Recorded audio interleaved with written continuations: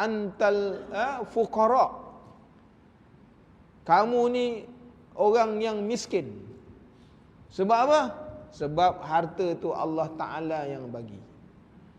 Bila-bila dia nak ambil boleh. Kan?